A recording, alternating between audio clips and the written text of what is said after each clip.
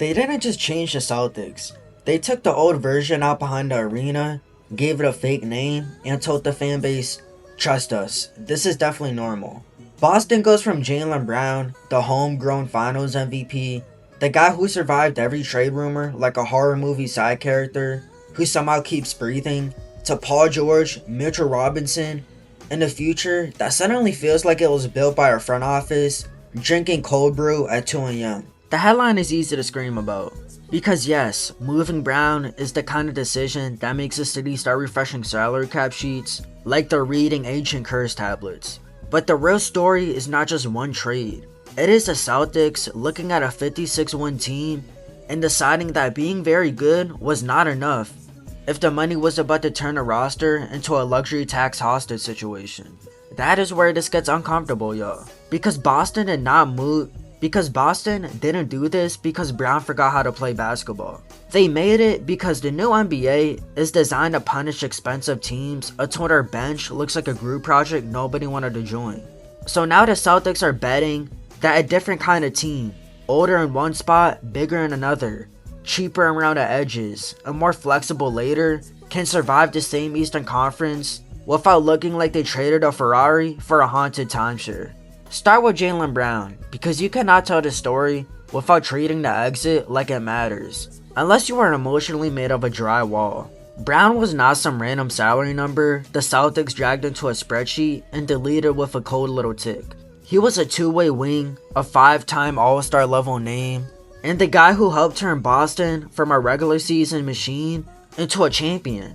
His value was simple even when his game wasn't always smooth. He could get downhill, defend strong ring, defend strong wings, score through contact, and punish teams when they lean too hard towards Jason Tatum. The downside, and yes, we have to say it before the Brown loyalists start throwing around chowder at the screen, is that his contract was massive and his game could get a little shaky when the handle got crowded and the floor tightened. That does not make him overrated. It makes him a star with flaws, which is apparently illegal now because the NBA discourse only has two settings: future Hall of Famer or ship him to the moon. For Boston, moving Brown means losing a proven playoff weapon, a physical identity piece, and years of chemistry. But it also means escaping the kind of payroll math that turns every future roster decision into a hostage negotiation with a calculator. Now bring in Paul George, and this is where the Celtics plan starts sounding either elegant or like a man explaining why his fourth marriage is finally the stable one. George is older than Brown. There is no cute way to dress that up. Because at this stage of his career, you are not buying mystery. You are buying whatever is left in a tank and praying the check engine light is just as decorative. But basketball wise, the fit is not nonsense, y'all. Because George can shoot, handle, defend, guard multiple positions and stretches, and play without needing every possession to be a dramatic solo album. That matters next to Tatum, because the Celtics do not need George to be the face of the franchise. They need him to be smart, tall, skilled wing who can make open threes, attack tilted defenses, and not turn every late shot clock possession into a crime scene. The concern is obvious: availability, age, and whether a player who has carried star responsibility for years can slide cleanly into a role where some nights he is the second option, some nights the third, and some nights just a guy keeping the offense from really stagnating. If Boston gets the healthy, efficient version of George, this looks like a cold-blooded pivot. If they get the version that misses time and needs rhythm, then Celtics fans will be staring at old Jaylen Brown clips like divorced dads scrolling through vacation photos. Mitchell Robinson changes the tone in a totally different way, because he is not here to replace Brown scoring. He is here to make the paint feel like a poorly lit alley nobody wants to walk through. Boston has spent years leaning into spacing, threes, and 5-out looks, which worked beautifully when the skill level was high and the bigs could stretch the floor. But Robinson is a different kind of weapon. He is not popping to the arc like a modern basketball unicorn with a podcast sponsor. He is diving to the rim, smashing the glass, blocking shots, setting hard screens, and making opposing guards remember they have dental insurance for a reason. The basic stat case is clear enough. When Robinson is healthy, he has been one of the league's better offensive rebounders and rim protectors. And that gives Boston a possession battle they did not always have to dominate. The downside is just as clear, because when he does not space out the floor, his free throws can get ugly. Because he does not space out the floor, his free throws can get ugly. And his health history is the kind of thing that makes trainers speak in hushed tones like they're discussing a ghost. So Boston is not just adding a center, they are adding a style choice. And that choice says they are willing to sacrifice some offensive cleanness if it means becoming more physical, more vertical, and more annoying to play against. Jason Tatum is now the center of the entire experiment. Not emotionally, but in a cold basketball sense, where every possession somebody asks, can you solve this before the building catches fire? With Brown gone, the Celtics removed a co-star who knew the system, knew the city, knew the pressure, and knew exactly how to carry a scoring run when Tatum needed a defense to blink somewhere else. That means Tatum's responsibilities become cleaner but heavier, because there is less debate about whose team it is and more pressure on him to make the new version function. He will have George as a veteran release valve, Robinson as a vertical target, Derrick White and Peyton Pritchard as guards who can keep the ball moving, and shooters around him who need him to bend the floor. The analytics angle is not complicated. Boston's offense has usually been elite when it creates threes, protects the ball, and gets efficient looks without over-dribbling. And Tatum is the engine that makes those advantages appear. But the narrative is harsher than the numbers, because if this works, Tatum looks like the superstar who survived losing Brown. If it fails, people will act like he personally approved the trade while wearing a villain cape in Brad Stevens' office. Derrick White becomes even more important now. And that sentence is not flashy. White is the kind of player who makes a strange roster feel normal because he does not need emotional attention. He just defends, shoots, passes, blocks a random layup like he has a personal grudge against Joy, and keeps the machine from making grinding noises. With Brown gone and George arriving, White's job might be to connect everything. Get Tatum touches and rhythm, find Robinson rolling, punish help with threes, and keep the Celtics defense organized when lineups get weird. The Celtics have leaned on his efficiency, decision making, and perimeter defense for years. And those things matter even more when the team is trying to avoid becoming just a collection of famous names and tall people. It's that asking White to do too much creation can stretch him beyond the cleanest version of his game. Especially if George misses time or Robinson's spacing shrinks driving lanes. But if Boston wants this plan to look genius instead of a front office having a panic attack with logos on it, White has to be the adult in the room.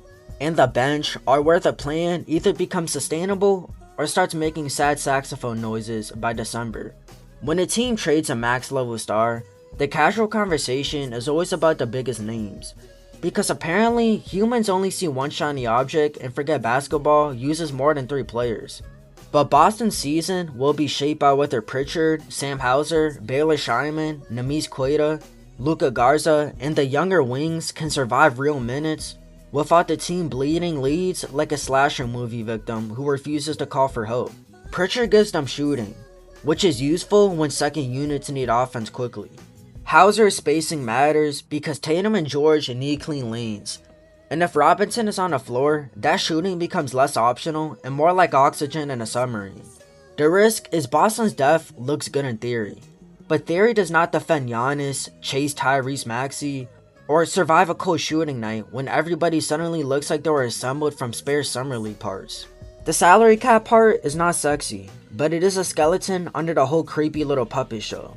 Brown's supermax number was enormous, and with Tatum also on a massive deal, the Celtics were facing a future where keeping the old core together meant living deep in attacks and dealing with the second apron rules, which restrict trades, signings, aggression, and basically every fun team building trick except praying. Trading Brown for George and the picks is Boston admitting that the new CBA changed the championship math, because teams can still spend. But the punishment for being expensive is no longer just a billionaire writing a bigger check while everybody claps Sally. The picks matter because they give Boston future options. Whether that means drafting cheaper rotation players, making another trade, or simply having assets after years of chasing titles that drain the cardboard. Robinson's deal also matters because centers who can rebound, protect the rim, and do not require max money can be more useful under this financial system than a casual fan might admit. So yes, the move feels brutal emotionally, even 4 weeks later. But logically, it gives Boston more flexibility, and unfortunately, logic is often the guy at the party who ruins the music by being correct. On the court, the Celtics' new identity could become more balanced, but it could also become less explosive. With Brown, Boston had 2 elite wing scorers who could attack mismatches, defend physically, and punish teams in transition, which is why the team always felt like it had another punch waiting.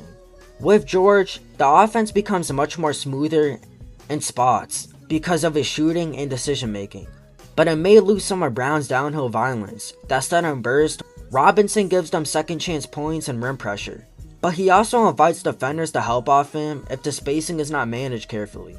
That means Joe Mazzulla has to build lineups that do not accidentally turn the paint into a crowded subway platform at rush hour. If the Celtics can keep their 3-point volume, add Robinson's offensive rebounding, and get enough creation from Tatum, George, White, and Pritchard, the plan has real upside. But if the shooting dips or injuries hit, the whole thing could start looking like basketball Jenga with tax penalties. Defensively, there is a world where Boston becomes terrifying again, just in a different costume, like a horror sequel where the villain learned drop coverage. Tatum still gives them size and versatility. White remains one of the smartest guard defenders in the league. George can still be disruptive when healthy, and Robinson provides the kind of backline presence that lets perimeter defenders be more aggressive without immediately needing a priest. The Celtics were already built on spacing and switching, but Robinson gives them a more traditional anchor, which can help against teams that pressure the rim over and over until your defense starts making business decisions.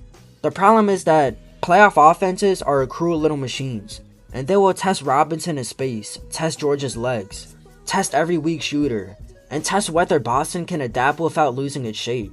This is where analytics quietly matter. Lineup data, shot quality, opponent rim frequency, and rebounding percentages will tell Boston pretty fast which combinations are actually working and which ones only look good in a graphic package. But the human part is simpler. Can this team still trust each other where the first bad week hits? Or does the Brown trade hang over every missed rotation like a ghost wearing a number 7 jersey? So the Celtics' new plan is either genius or a disaster, because it lives in that miserable middle place where both arguments make sense, which is deeply annoying and therefore perfect for the internet. The genius case says Boston got ahead of the cap, turned one expensive star into a veteran wing, a real center, and draft capital, then rebuilt the roster around Tatum with more flexibility and a different physical edge. The disaster case says they traded a younger, proven, championship-level co-star for an older player with health concerns and a center who changes his spacing, all while betting that chemistry can be microwaved like leftover arena fries. Objectively, Boston is still talented, still dangerous, and still coached by a staff that has shown it could build high-level systems. But the margin for error is thinner than it used to be. The Celtics is not just about wins now. It is about whether they can convince everyone, including themselves, that the Brown era ended at the right time and not because the spreadsheet got hungry. And that is the dark beauty of it. Boston did not fall apart. They chose to risk on purpose, which is either the move of a ruthless contender or the first scene in a documentary where everybody pretends they saw the collapse coming. But that's it for the video, y'all. Leave a like, comment for the algorithm, subscribe, turn on notifications, and until later, I'll see you on Mars. Peace. You telling me you falling out of love with me. Hope you can find someone to love you better than I did. Taking our memories on love and treating it like nothing. Taking our memories on love and treating it like gossip. It's my love for my grandmother make me gentle when I care for you. Tell me you're falling out of love, she's breaking my heart in two.